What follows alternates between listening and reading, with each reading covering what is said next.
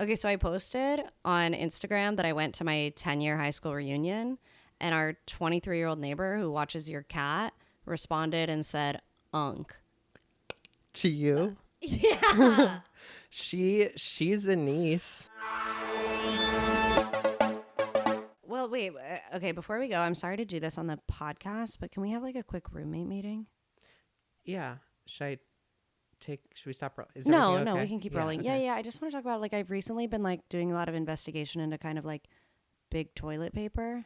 Oh yeah, like It's really bad for the environment. sounds scary. Big toilet paper. Yeah, and it doesn't like work that well, and I think it's a little bit archaic and also bad for the environment And like fucking big expensive. and expensive. So I just like I'm addicted. I thought I loved buying toilet paper. I just need to be using it all the time. and I hate buying toilet paper, and it's so I have bulky, to and to request it, carry by it the way, home yeah. from the grocery store is terrible. And otherwise, Yeah. I have to use Amazon Subscribe and Save, which is always late, and also supporting big Amazon, which is also bad. And big Amazon's in bed with big toilet paper. Obviously, and I'm just kind of sick of it, and it's just something I wanted to acknowledge between us. And like, what is there anything we can possibly do about this? I started looking into this as well, and I have to tell you that we already have a solution sitting in a box ready for us after we record. We got the best gift ever from Tushy. Yes, we got the brand new Ace bidet seat that is heated, that has a front and a back for those with fronts and backs to wash. Hello. We got a Tushy. Yeah, they sent it to us. They and sent it to Stream Queens the Pod. Yeah, I said, look, we are in dire situation with our toilet paper, with our budgets, with big toilet paper, and with our butts, and we would love you to come and queer eye our lives. This is the beginning. This is the beginning of literally our deal with Tushy, and we are so excited to share it with you. Oh my God. Our listeners of Stream Queens the Pod can use the promo code Stream Queens, all one word, at checkout at hellotushy.com for 10% off their purchase. Wait, that's amazing. And actually a big deal because those are like, I think they're like, a couple $100s. So 10% is kind of like a big percentage off. It's tens of dollars. Wait, listeners, congratulations. I hope you're getting everybody a Tushy bidet for Christmas. You don't want to be the house that doesn't have the Tushy, because when I'm going to the bathroom, I'm jealous of people who have the Tushy sitting there, and I'm using it. By the way, I'm using it. Yeah, be the bathroom that stokes envy in your friends. Get yourself a Tushy. And don't forget to use the code STREAMQueens for 10% at checkout. Welcome to Stream Queens the Pod. I'm Julia Wendt. I'm Erin McKeon. She is the Emmy Award-winning producer behind your favorite television shows. And she is the indie darling of the Tribeca Film Festival. And we are the home and host of Rage Bait and Misinformation, with the definitive take from the Bushwick Leisure class, a.k.a. us. Yes, and this week we're here celebrating the Christmas season. Happy December, everybody. Cool. Grab your cocoa, grab your pepper cane candy corn, and sharpen that fucker till you can stab it into your tongue for feeling. Candy corns for Halloween. Yeah, but what are they called? Candy canes. Yeah. I think the audience could get there. I trust our listeners to be smart enough to know that I mean candy canes. And peppermint.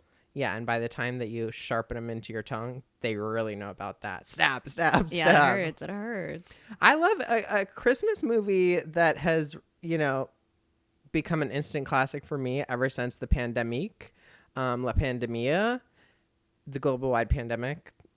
Wait, which one? Thank you. And thank you. Are we talking about woke? Are we talking about male loneliness, which is an epidemic, not yet pandemic? What's a diff? The amount of people. Epi is smaller. Yeah. Pan big. Pan is the big one. The big one. And during that time, I discovered Happiest Season, directed by Clea DuVall, the Hulu Christmas movie. Oh, it's Hulu? It's Hulu. It wasn't a Hulu Ridge, but it... Oh. But it's currently streaming on Hulu? Yeah, and was owned by Hulu, distributed by Hulu. And yet they don't call it a Hulu Ridge. Well, they must not have been involved since the beginning. Oh, okay. Well, they're technically just a distributor. Copy that. And congratulations to Clea DuVall, who, of course, we adore, for directing this fabulous film, which I would say this is the seminal gay Christmas movie. And it's a woman director in that a male director would absolutely put himself in it. Clea DuVall is an accomplished actor and is minding her own business. That is true. And there's a lot of characters she technically could have played. And all of her friends are there. 100%. Which makes it so fucking fun. She could have been in it, but instead she decided to cast some fabulous actors such as Kristen Stewart, Mackenzie Davis of the Black San Mirror Gennaro San Gennaro episode. fame. Yeah, of course. We have Aubrey Plaza. And boy do we, folks. And how do we have Miss Aubrey fucking Plaza in this movie? Like for my dyke ass, it's the most. She's stunning and beautiful everywhere, but this is like. This is one of her hotter roles. I mean, it's this rivals White Lotus in terms of just how like the sex appeal oozing off of her is undeniable in this film. Congratulations, Aubrey Plaza. This speaks to me more because of the like she's playing it queer. I don't know how to explain it, but I'm like, yeah, and she's doing it fabulous. And she's doing a fabulous job, and so is Dan Levy. Dan Levy as best friend. I mean, fabulous in this film. I feel like everybody really, I kind of like the vibe I get from this film. Yes. They knew they were making the gay Christmas movie, and everyone really brought their heart to the project. Like, it feels like everyone. Fun as fuck to make. It feels fun to make because I feel like it's fun to make a Christmas movie in general, but I think they knew they were doing something here. They were like, this is a lesbian Christmas movie. People are going to be watching this for seasons to come. And I think they all brought their A game to me. And as well to me. And not only that, like, I think that perhaps if we were to engage in like it as a work of art, which it's a Christmas movie. It's a Christmas movie. I would engage with it as the work of a Christmas movie. It's a genre movie. Yeah. It's a genre movie. And like it being that like the queer interpolation of that is super, super nice because it's everything we love and come to expect out of a Christmas movie in general. With like it being the lesbian Christmas movie, it's like pretty generic lesbianism that could apply to anyone. Same way it's like kind of generic Christmas where it's like generic lesbianism. Like one thing that we're talking about throughout this movie for reasons we'll get into is the concept of like, is it believable, realistic? Like whose life is this? I did see that Clea DuVall was like, oh, it's kind of autobiographical. Like a lot of these experiences are relevant to me. Like it's not Moonlight, you know what I mean? It's pretty up, pretty glossy, pretty like non-offensive. Maybe that's what I mean, not offensive queerness. I do think it's a good it is non-offensive lesbianism insofar as like, and you don't have to be gay to enjoy the gay Christmas movie, folks. You just got to enjoy some fabulous actors saying. Picture this. Gay people enjoy straight movies all the time. And picture this. You can enjoy this gay movie because also it's not that gay. No, it's like barely gay. It's barely gay. Which is it's actually mostly straight. Most of gay is mostly not gay. That's the thing. Except the way I do it. Right, of course. What was offensive though? What was offensive? What was offensive? The lesbianism itself was not offensive, but the behavior and actions that these lesbians inflicted upon each other offended me as a woman, as a person, as a story listener and teller, because this is not how you should treat people. Tell the people what happened. Yeah, let's talk about what happens in this movie because it is definitely like it's not how you should be treating the people that you love. No, especially around Christmas. Especially around the holidays. A sensitive time for a lot of people. So let's introduce our kind of primary characters. Key players. Okay, we've got key players in the movie. We got, of course, Kristen Stewart. She's playing a character called Abby. Yes. Abby's thing is she's an orphan by way of her parents died when she was 19. Well, she also is an art history student. So she has two facts. So she has two things about her. But she's an orphan. But she's an orphan. She's an adult orphan. Yeah, an adult orphan and an art history major. That's what's going on in Abby's life. And Abby also is in love with her girlfriend, Harper, who has very blue eyes. One of those things that we love sincerely, the alien features that like you can't look away from her. Yeah, you can't look away from her because she's just got those eyes are piercing and beautiful, and those bangs are really framing them in such a way that like you're locked in. And so I get how you're falling in love with Miss Harper. Do you find that those two characters / actors have chemistry with each other? Yeah, but I do find that they have some chemistry with each other, but I think also they have some conflict right out the gate, which is kind of like it's going to be a big bridge to cross. The conflict is, of course, Abby doesn't home for Christmas. Well, I was going to say... Oh, please, yeah. The conflict is, of course, Harper loves Christmas.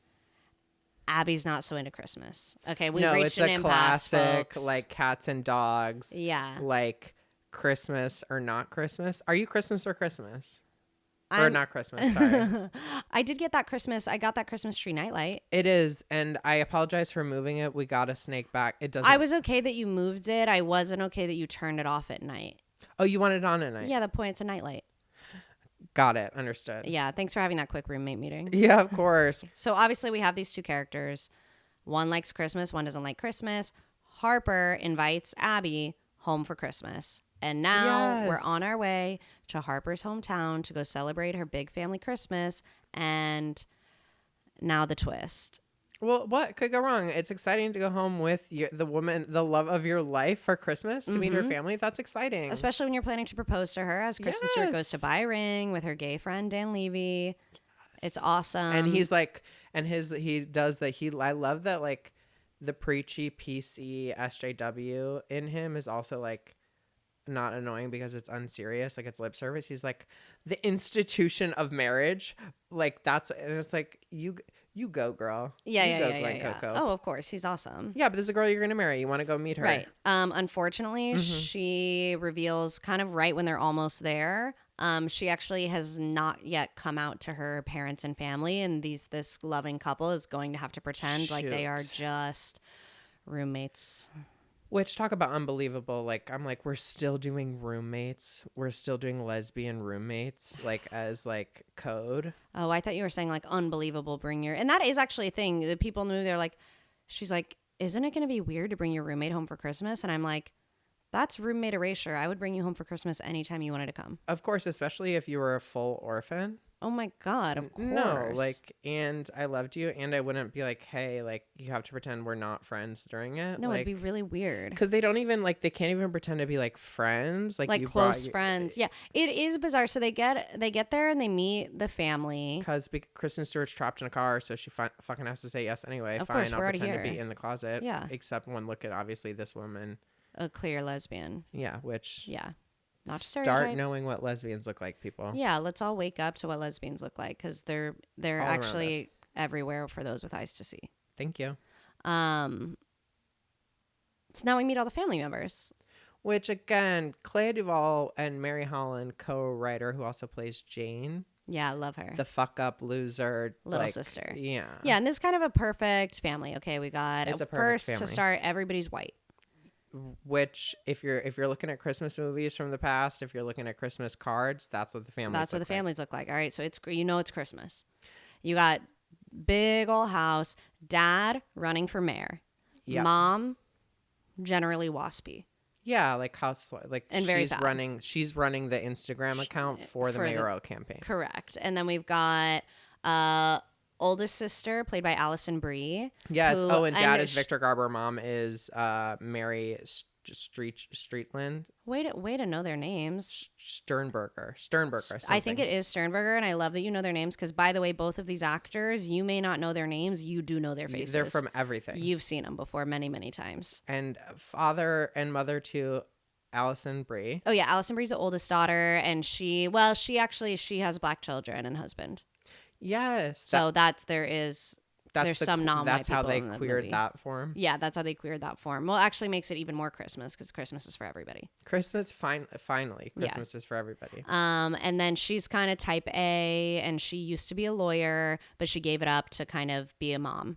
So the parents are a little disappointed in her. Then we have middle child is Harper, of course, who's brought her roommate Abby. And then we have the youngest, Jane, who is... how would you describe the character of Jane played by Mary Holland? Borderline mentally incapacitated to where it's like a couple degrees more and this wouldn't be okay. But she is like, she's one of the hearts of this film. This film has a lot of hearts, but she's like maybe the tumescent heart, the heart that is like a metastasized ball of cells that it's like, well, we love her actually, even though it's like kind of weird, but they all gang up on her, but she's like funny, enthusiastic, heartfelt, and everyone shits on her all the time. Can you tell me what tumescent means? Tumescent? Okay, so It doesn't mean turgid, which means really hard, which I Yeah, I'm hear like, can you tell me what turgid means? Turgid, I hear like Katya and Trixie talk about as like turgid cock from dick pills. So it's hard. Yeah, but what was the word I used? Tumescent. Tumescent, I think, is like tumorous. Oh, okay. Yeah, she's kind of like black sheep, but not even black sheep. She's like the almost a charity case. She's you got to drag her around. Nobody trusts her to do anything on her own. She's goofy. She's Even though quirked up. She's a goofball. Yeah. She's a goofball. She's a little weird. Yeah, emotionally stunted growth. Yeah. She's the youngest child. Like, yeah. Yeah. And so that's kind of our perfect family. Yes, of everything's course. perfect and it has to stay perfect. Or so it seems. Right. Exactly. Well, but it has to seem that way because otherwise Dad's not going to win the mayoral election of Pittsburgh. No, despite being like exactly who we would vote for. Like, yeah, he talks for like, we would vote for Victor Garber as mayor of. Oh, I'd vote for him as mayor of anything. Even the actor or the character he's playing, I'll vote for that guy. He seems. Everyone is cast. He should well run and for plays president. their role well. Victor Garber, 2028. I'm just floating that. Yeah, let's call it. Why not? I'm just floating that out there for the Democratic Party nominee. I know there's not really a big standout winner candidate, but I don't know what Victor Garber is doing right now. But if he's available, I think there's some people who should be making some phone calls. Have Clea DuVall reach out. Yeah, if we can. Hey, Clea DuVall, if you're listening, if you could reach out to Victor Garber and ask him to be a presidential candidate, that would be fabulous. Or cast him, but let's get him into the Oval Office. He's got that charm. But yeah, they have to be perfect. My mother. Oh man, you're from a political family. Yes, I'm from a political dynasty, kind of like Kamala, kind of like the Kennedys. Barbara is an elected official in the town where I grew up. Vote Barbara O'Mara. Yeah, of course. Thank you, folks. And they at one point they asked her earlier, they were like, do you want to run for mayor? Like, you should kind of run for mayor. And the heat and the threat of like, she did not want that sort of interruption into all of our lives. And also like, mayor is like a shitty thing, but like that idea of like protecting your family from the public eye and making that choice. Like me, I'm an ambition, greedy little grub. I would have been like, give me your phones. This team of lawyers going through them. We're winning this thing. Is the mayor dream like fully dead? Because you're just telling me this now and I'm getting really, really... She doesn't want to be mayor. Is that I think if you had a good talk fact? with her, you had a good talk with her, let her get it. She's about to retire. Let her retire for a little bit. And I think that you could And then let's get her back in the game and like, But to be fair, let's get Barbara there's as a mayor. lot of dirt that I personally have in my life that I'm like, I could sink her. Any one of her 3 children, probably me or Henry, would be the ones to sink her the best. We have a perfect middle child too. I'm sure she's got some secrets. Can't wait to see what those are going to be. So that's kind of the family. Yeah. And now once we're kind of settling in, we also get to meet Harper's friends, some people from Harper's past. Yeah, we're back home. We're back home from town. Tis the damn season. Harper has 2 exes in town. Yeah, what do you think of Harper's exes? So we got Connor, who is her high school boyfriend, who parents really want to set her back up with, really think she should still be with Connor. Yeah. And who wouldn't? He's ostensibly perfect. Yeah, I turned to you. I was like, is he hot to you? And I said, he's a perfect husband to me. Like, you're not drooling over this guy, but that's exactly who you want to bring home for Christmas and say that's like you, like he's perfect. Arm candy. Yeah, he's perfect for that. Not because he's super hot, but because it's like, especially this guy, he's obsessed with her still. And he's got good guy eyes. He's wife guy. Right. You would be happy to bring this person, or like it's the image of a perfect boyfriend. Yes, he's the image of a perfect boyfriend. And they do seem to like each other. They definitely do. They have so much fun. Yeah. On. Harper stays out all night with him, which is also fun. Very 'tis the damn season Taylor Swift, which is she fucking ditches Kristen Stewart. Kristen Stewart's like, I'm going to go to bed, which look, I don't want to be I have to go to bed girl, and I don't want to be I have to stay out, you go to bed girl. But like, if we're a team, let's get aligned a little bit. And they were not a team at this part of the movie. They're not a team. Their relationship's crumbling, and it crumbles only further. There's a big kind of further dividing line, which is going to go ahead and be Aubrey Plaza's character, Riley, who is Harper's ex-girlfriend, also from high school, but That's only the story Abby knows because there's more to this story. Always ask questions, folks. Like, it's not. And go straight to the source. Talk to your current partner's exes. Go ahead. Ask them what you need to know. That's some really good advice that I want all of you to follow at home. I think so too, because I look back and there's a lot of. I've connected with partners' exes after both have broken up. Like when people I share. What's a name for someone you share an ex with? I think that there's like an old racist term. Yeah, you were gonna say Eskimo sisters or brothers. No, I said I think there's. I would say I think there's. But is that the one you were thinking of? Yes, that's the one with which I'm familiar. We need a new one. Let's update that terminology, folks, because I would like to know what we are.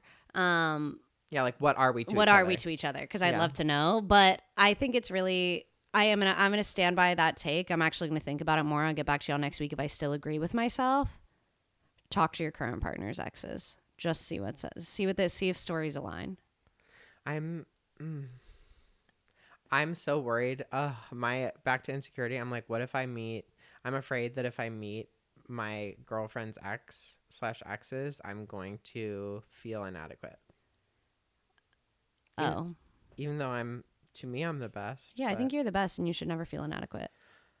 And if you're feeling inadequate. That is some Dan Levy best friend ass advice. Thank you. 100%. But I'm going to take it even further and say, if you're ever feeling inadequate, like that's very much on you. You should fix that. Yeah, of course I know it's on me that I feel inadequate. Yeah, but it's fixable. I didn't come up with it. Oh yeah, it's fixable. Yeah, you just change it. Perfect. No, you're not. All I have to do is swallow this one crystal. Yeah, so Riley. Anyway, back to this movie. Yeah. This current partner's ex is Riley. Yeah. And Riley's got a different story to tell, okay? Riley's telling a story of, actually, Harper and I dated. Harper didn't want to come out as a lesbian. Mom kind of caught us, and then Harper basically gaslit everybody, said, no, Riley's a fucking lesbian. I'm straight, and she's obsessed with me, kind of Mean Girl style. Janice Ian kind of coded that's like story. The nastiest thing you can do to and then a everybody, queer person. Yeah, and then everybody bullied. She got outed and then bullied for like ever.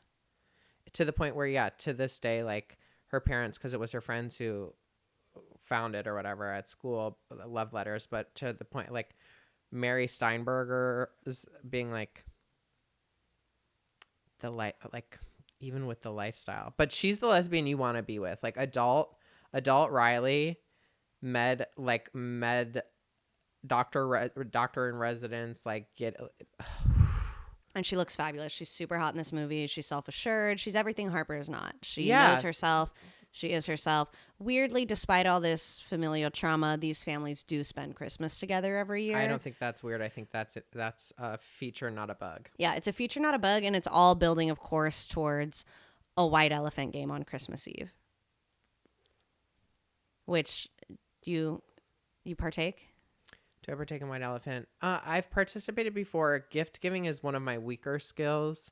And also there just becomes a point sometimes when the trauma that can be cohesive and bring everyone together for a game of white elephant can also be the very reason that we can't have white elephant anymore. We don't any longer do white elephant. It's my favorite game for all of the same reasons. Say more. I've never had fun doing it. I'm usually pissed off. I'm usually annoyed. The gifts are fucking bad. Oh, God, I love Why do you like white elephant? Sorry. It's just like it's both sides of my family. Mom's side, dad's side always played white elephant, and I fucking love it. White elephant on my dad's side, very competitive, like we're like an angry game. And here's the other thing is people play white elephant wrong all the time. Here's the rules, and I'm going to say this. I'm actually I'm getting heated thinking about it because I'm right now yelling. I'm yelling this at my family like right now. Like I'm like, to be clear, just as it is every year. The rule is you get a random number, okay? You get your number. That's the order we're going to go in. You pick your gift. You open your gift. You have to show everybody the gift, okay? Show everybody the gift. When it's your turn, you can steal a gift. There are 3 steals. You cannot steal back immediately. You can steal back if there's been a break in between. Once a gift has been a steal counts as one of the turns. Once a gift has reached 3 different people, that gift is theirs. It's locked in. Okay. Sometimes they'll say it was a steal and not another turn. And that's not accurate. You can't like just get your gift stolen and then go back for that same second gift. And then that becomes a third turn. Like you have on the third time you get the gift. Yeah. That's who has the gift. I'm a really bad auditory learner. Yeah. And that's the thing. And you can see how even explaining this right now, like how this is causing problems. No, and if I'm year. drinking or talking to three other people, which I'm doing, they're absolutely talking over and under you while you're trying to speak. They're going, "What did she just say?" They're going, what did you didn't say this. That sounds like hell." That's awesome. It's my favorite game. You get to be God. Yeah, you get to be God. And also I have from my dad the perfect white elephant Christmas gift. It's the same every year. And I will do it for every gift exchange forever. And I'm honestly scared to reveal it because it's such a good idea. What if that's something you got to share with our listeners? Stream Queens listeners, the best and most perfect gift for a white elephant gift exchange is 100% of the time, whatever the dollar amount you're supposed to spend is, simply spend it on lottery tickets. And then you gift those? Yeah, then they're in that. Then when somebody opens lottery tickets, then everybody's stealing lottery tickets because your gift may be where you may have a $35 cap, but it may be worth, there may be $1 million in there. You have no fucking idea. This seems like it would go over really well in a group of people who were most excited about the possibility to win all that money because it's worth nothing. Or everything. Oh, get into that. It's a game within a game. Look, I'm chuckled by that. But anyway, that's enough about my white elephant experiences. I will say one critique I have of the film Happiest Season is not enough white elephant. We didn't get into the rules. There wasn't a lot of gameplay because instead we're kind of upstairs having a scene with a big blowout scene with the sisters. I know, we missed that. I wonder if there's like a white elephant horror movie that could be done. I would like a whole Christmas with, like, movie. Anna Taylor-Joy. Let's get Liam Neeson in there. Yeah. Okay, watch this space.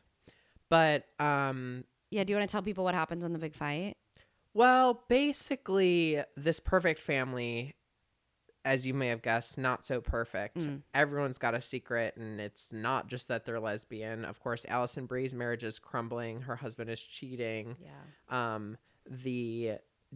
Well, what's wrong with Jane? They Nothing. just don't like her. She's left out all the time. Yeah, they just think she's weird, so that's tough. Yeah. And then again, the worst thing that you can do is they start big blowout fight in front of all the guests, which makes them look crazy and worse than almost any of the other shit that Harper has put her girlfriend through, like this big weird blowout sibling fight. Yeah, like lying about being a lesbian is one thing, kind of causing a big brawl where you destroy your little sister's painting and knock down the Christmas tree is another.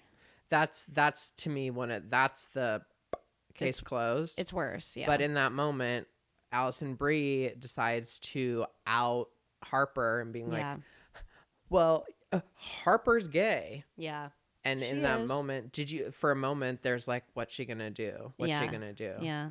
Did you think we were gonna get the moment of her being like, I'm a lesbian? Well, at this point in the movie, I fucking hate her, so I really don't give a shit. I'm just like, Abby, let's pack it up. Let's get out of here. We've been done with this girl. Right. Luckily, Dan Levy showed up to pick her up. He's on the same page I am and is like, let's get the fuck out of here. But then when Harper does what she does and says, I'm not a lesbian, it's all a lie, breaks Abby's heart in front of everybody. Come on, it's terrible. To do what you did to Aubrey Plaza to another woman, to Kristen Stewart right in front of Aubrey Plaza, it's wrong. It's wrong. It's deranged. It's wrong. It's not the right thing to do. She does it anyway, but it does give us a beautiful scene with Dan Levy and Kristen Stewart outside where Dan Levy gives such a gorgeous monologue that is just like probably the best delivered. I would want to do this role, and I would want to do it exactly like him. You should, if you need to do like a casting reel audition tape, that should be one of your monologues. Oh my gosh. Yeah, because it's good. Great. And this movie is let's get you on self-tape doing that nothing, after this. if not monologues. Wait, let's just do the self-tape right now. Why don't you don't have to be word perfect, but if you want to do the Dan Levy monologue to me right now as if I just experienced this and seen. Harper not telling her parents that she's gay has nothing to do with you. She she loves you, but she's not ready. Do you remember what your parents said to you when you told them you were gay? They were really supportive. Which is great. You know what happened when I told my dad I was gay? We didn't speak for 13 years.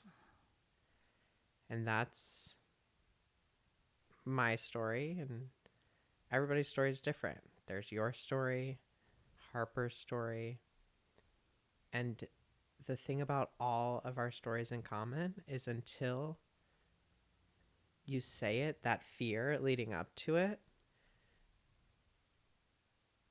you can only do it when you're ready. And she's not ready. And just because she's not ready doesn't mean she doesn't love you. You look great in that coat.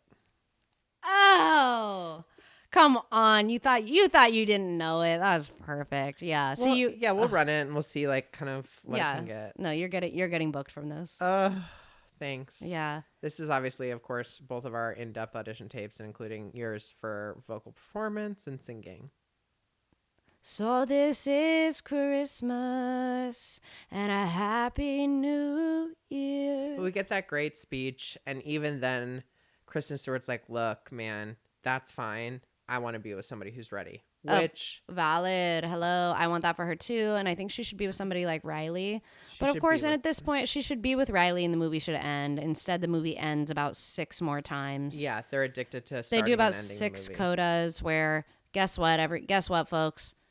Harper does come out to the family. Guess what, folks? Yes. Everybody reveals their secrets. Guess what, folks? They all still love each other. Guess what, folks? Yep. Harper and Abby, they're not going to be together. Wait, never mind. Yes, they are. And Dad quick pops in to be like, so I've lost the family savings trying to be the mayor. And everyone's like, we love you, Dad. Thanks for being honest with us, Dad. Like, okay, so he did the worst. You lost the money? Yeah, like. That's way worse than being the gay. House? I don't work. This home is massive. Yeah. So anyway. No, yeah. So they're broke and ruined. So they're broke, ruined, but they love each other and they get to spend Christmas morning together as a big happy family, including Kristen Stewart and Dan Levy. And then they flash forward one year later, and we're spending Christmas together again, and it's a pretty happy ending. So and Jane has written a best-selling book because one of the other tropes that is present that we love, Dan Levy is a gay book publisher. Oh, and every weird girl is actually just a best-selling author who hasn't sold her book yet. Don't forget it, and don't skip on. Like, listen, it's probably a really good story. Women's stories matter. And then there is, again, I can't even remember them, like maybe 3 more flashes. 3 more flashes later, I think they like go to the movies and they go to the park of Instagram. And then they all kiss. It's really weird. And that's the end of Happiest season. And that's what I wish for everyone here and always, don't you think? I really do. Merry Christmas. Happy Flushing. This was Stream Queens of Pod. I'm Julia. I'm Erin. And you can find us on all podcast platforms. Go ahead and please subscribe and turn on alerts on Spotify podcasts, Apple podcasts, rate and review. That does great for us. Help us get in the ears of other people who you've never even met. Absolutely. And follow us on Instagram, TikTok, and YouTube. And like us, share us. We love you. Keep streaming. We'll see you next week. See you next week.